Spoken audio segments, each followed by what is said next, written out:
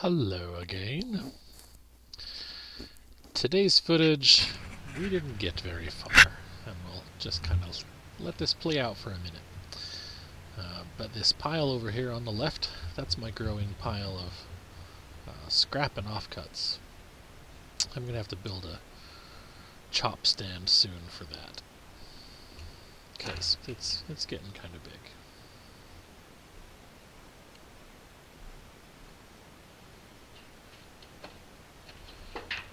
What I've got going on here is the last time I was milling, I ran out of fuel and had a couple of 2-inch boards that I was going to mill for trim, battens, stickers, whatever. And so I had them actually in position and ready to go, and I was probably going to be a little while before I got back over here. So I just took some roofing metal and covered them up. That way they stayed dry. So there's 3 of them on there, and like I said, they're ready to go. But here is where the day takes its first difficult turn, we'll say.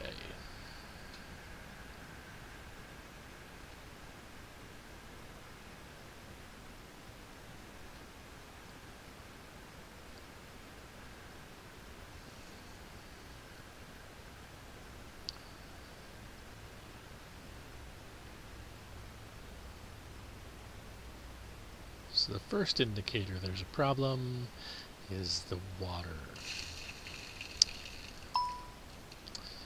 I thought it was stuck on something, so I tried to get a better angle and pulled up and ended up with a face full of cold Washington rainwater. Charlie was very concerned. He could tell something was wrong. Hey, Dad, are you okay? Something smells funny. You smell different. Are you okay? You're being weird. Something's wrong. What's going on?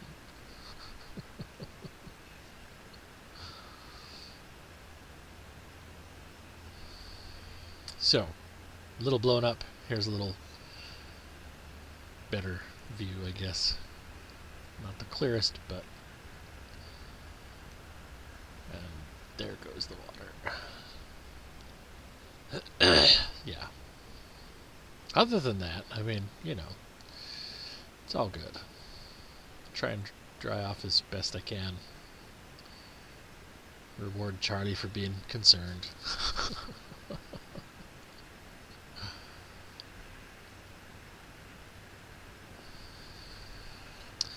Then it's time to get milling.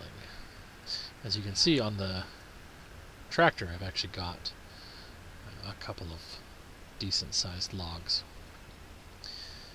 There are 4, well, I take it back. I didn't really get very far into milling these today, because between this and the third issue of the day, there was a fair amount of time wasted. I discovered pretty quick here that I needed a new blade.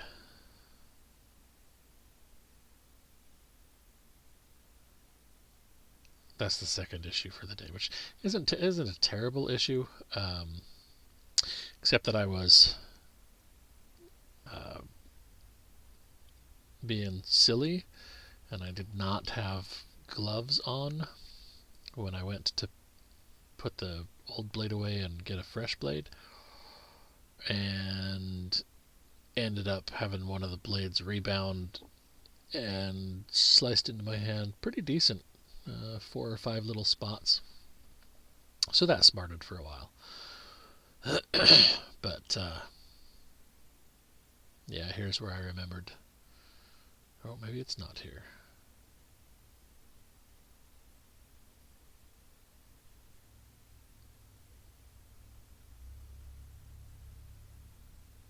Oh yeah, never mind. I got the gas can back there. I already put some fuel in it, so put some fuel in it, and I didn't even notice the change in the video. Anyway, so as you can see, I'm just pulling them off, but in 1-inch strips till I get down to the two. I think these were actually 3-inch thick. So they were pulled off in 1x3s, and then when I get down to that last 3-inch, I just leave that as a 3x3. Figure I can use it for building something down the road. But I don't really like getting closer than that to the bunks. So this guy was actually pretty big. He was 25 inches at the butt. The challenge with it, as you can see right there, there's a fair amount of spalting and rot, and it has a pretty good bow. The front one was 22 inches at the butt, so pretty good sized logs. I got a fair amount of lumber out of these guys. Between these ones and the next two that I mill, I actually was able to get enough to do all of the siding for the west and south sides of the spare room trailer. So that worked out really well. The crook in this first one didn't end up affecting the main logs because it's like 12 feet long and I only needed 8-foot boards. Knowing that a lot of that crook was, and that's what I was doing right there, is just checking for punkiness to see if I need to cut any deeper. The first log there actually turned out really good. This one did have, like I said, there's a decent amount of punkiness. So that's why I took that board off and threw it away. It'll be used for probably fire starter because it's cottonwood, so it'll be super light and easy to start.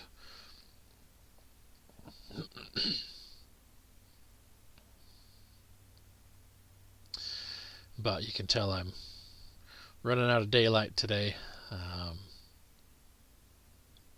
I'm already exhausted and cold.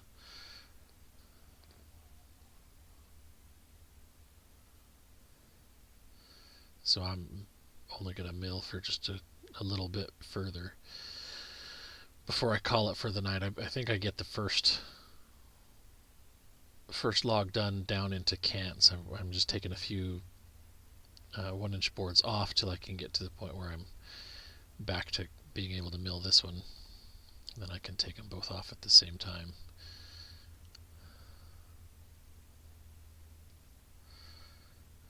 And then rolling them.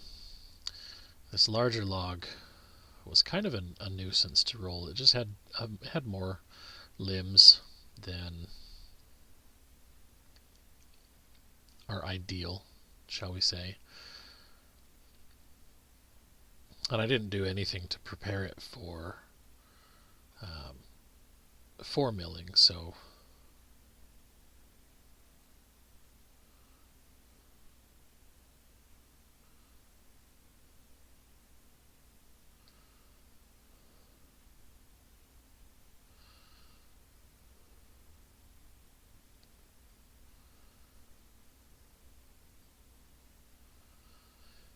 I'm just trying to figure out the best way to get it as level as possible, and I'm trying to get it over rolled onto that first bunk there.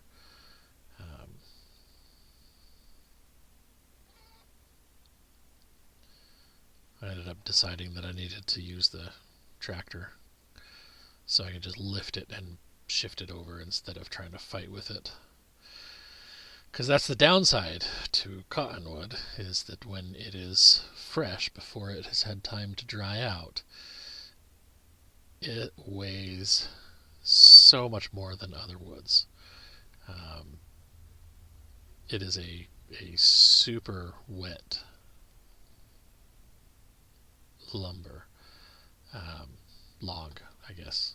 It's super dry lumber when it gets to that point, but it's a super wet.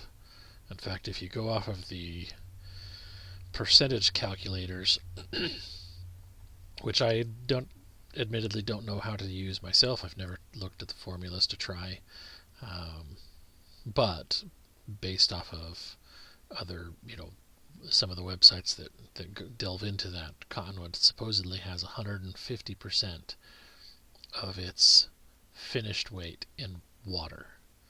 So that's a lot of water that it loses.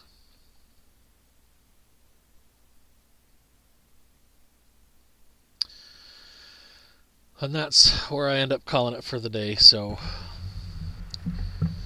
here's where I ended up getting stuck.